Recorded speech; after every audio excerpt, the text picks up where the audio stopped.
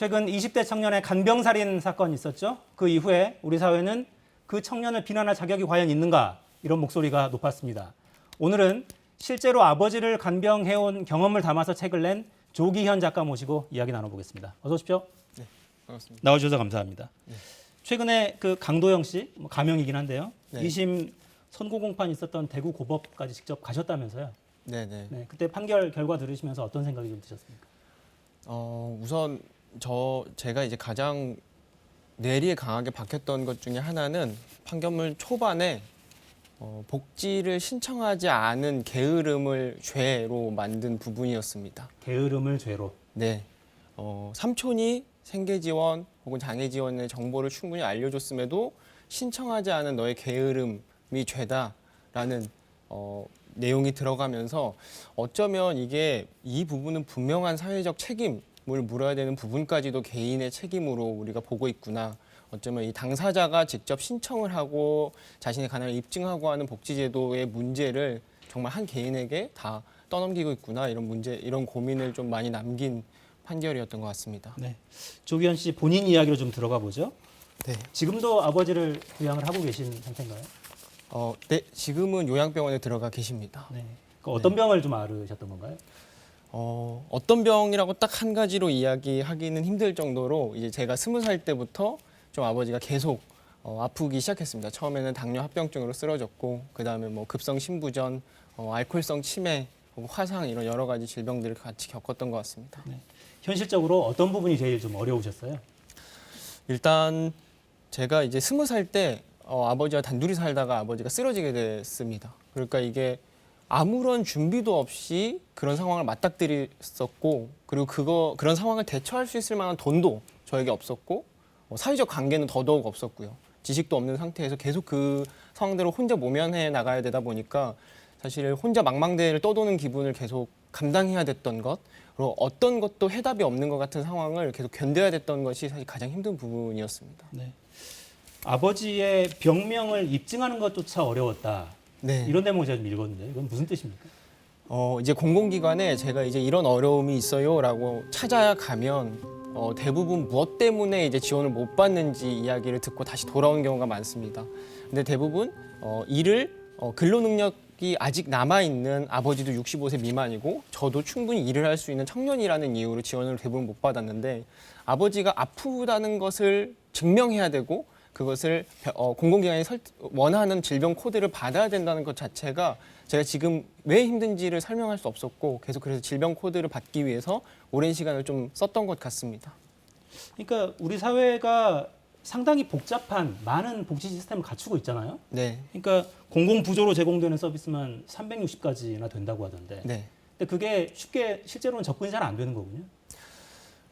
네. 실제로 복지의 기준도 많이 완화되고 종류도 많아졌음에도 몰라서 못 받았다라는 경우를 너무 많이 주변에서 많이 만나고 저조차도 몰라서 못 받거나 신청하지 못하는 경우가 더 많습니다.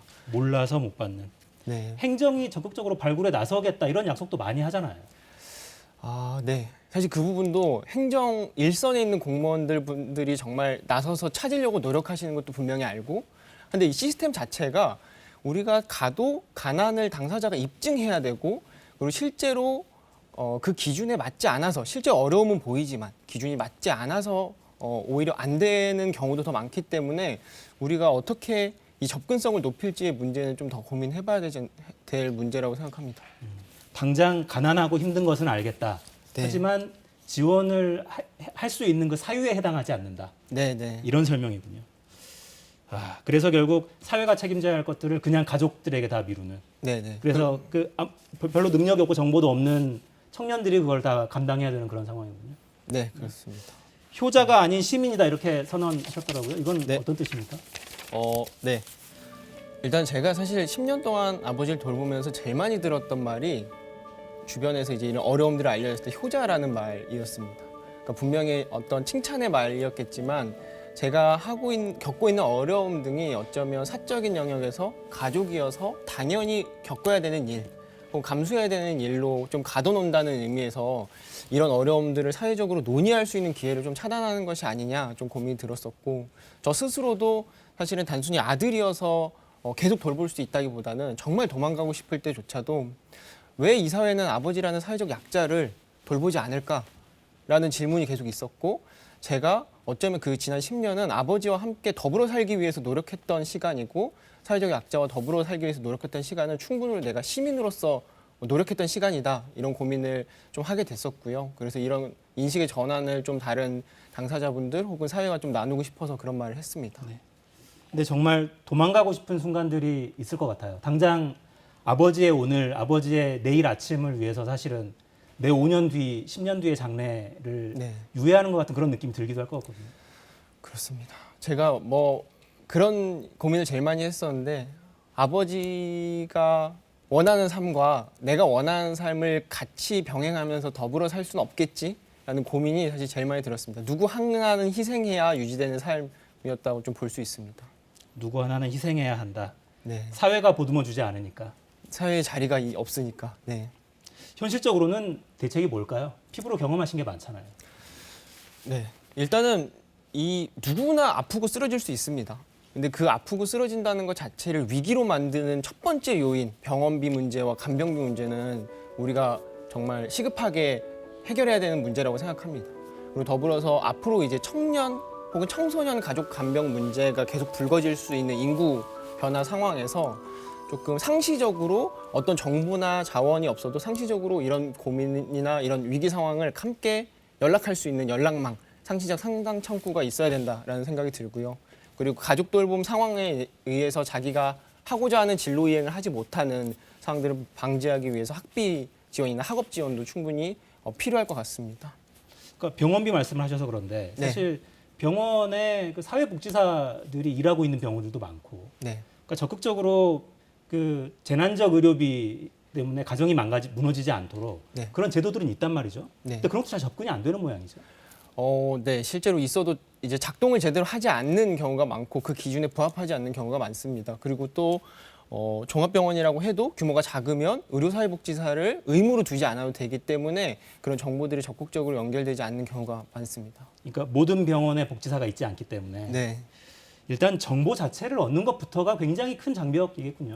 네. 정말 몰라서 신청을 못하는. 네, 네. 그런 접근성 문제를 진짜 더 적극적으로 논의해야 되는 사안이라고 생각합니다. 네. 지금 이제 대선 국면이잖아요. 네. 대선까지 이제 한 100여일 남짓 남아 있는데 청년 이야기도 굉장히 많이 합니다. 네, 또 청년이시기도 한데 네. 요즘 이야기 나오는 청년 이런 화두들 보면 어떤 생각이 좀 드십니까? 이제 사실 이제 강도영 씨 사건으로 이제 많이 회자가 됐지만 가족에게 지원을 받는 청년들의 모습은 우리는 많이 익숙하지만 가족을 지원해야 되는 혹은 아무런 지원도 받지 못하는 청년의 모습은 우리가 사회적으로 잘 가시화되거나 논의되지 않았던 것 같습니다. 근데 이제부터는 좀 우리가 청년이라는 호명으로 뭉뚱그려 그리기보다 그 안에서 가족 자원이 없고 사적인 자원이 없고 비공식적으로 지원을 하나도 받지 못하고 스스로 살아가야 되는 청년들의 모습을 좀 집중해야 될 시기이지 않나 그런 생각이 들고 조금 그런 걸 세세하게 좀 고졸 청년 혹은 다른 서울이 아니라 다른 지역 청년 혹은 가족 자원이 없는 지원을 받지 못하는 청년들에게 더 집중해야 될 시기인 것 같습니다. 그러니까 지금 정치권에서 이야기하고 있는 청년이 그 많은 청년 중에 아주 일부일 뿐이라고 생각하시는군요. 네, 그리고 공적 목소리를 가질 수 있는 청년, 이를테면 대학을 나왔고 혹은 수도권에 거주하는 남성들을 대부분 중심으로 이제 목소리를 내고 있다면 그 부분에 대해서 우리가 좀 더 고민해봐야 된다고 생각합니다. 네.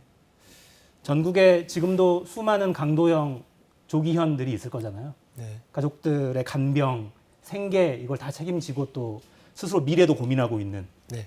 이 청년들에게 어떤 이야기를 좀 해주시겠습니까? 이제 저도 아주 오랫동안 나 혼자만 겪는 일이고 나에게 너무 운명의 장난 같은 일이 계속 벌어지고 있다라는 생각을 했습니다. 근데 제가 이제 다른 가족 돌봄을 하는 청소년들과 청년들을 만났을 때 서로 가장 놀랐던 건 너무 비슷하게 그 일들을 계속 겪고 있었다는 문제였습니다. 근데 그 존재를 아는 것만으로도 너무 큰 위안이 되더라고요. 그리고 서로가 단순히 소진되고 내가 정말 쓸모없는 일을 했다가 아니라 이 사회가 책임지지 않는 누구 한 사람을 끝까지 책임지고 보호하는 시민으로서 역할을 다했다는 것을 좀 나눌 수 있었던 게 저한테 가장 싶습니다. 그래서 좀 이 방송도 그렇고 강도영 사건도 그렇고 우리가 지금 하고 있는 일들이 더 사회적으로 드러날 필요가 있다. 그리고 여러분들 충분히 시민으로서 더 잘하고 있다라는 거를 좀 같이 말씀을 나누고 싶었습니다. 네. 오늘 하신 이 호소가 전국에 있는 강도영 조기현들한테 힘이 좀 됐으면 좋겠고 네. 정치권에서도 오늘 이 목소리 좀 들어줬으면 좋겠네요. 네. 네. 오늘 나오셔서 감사합니다. 네, 감사합니다. 네, 저는 내일 돌아오겠습니다. 4시엔 사사건건.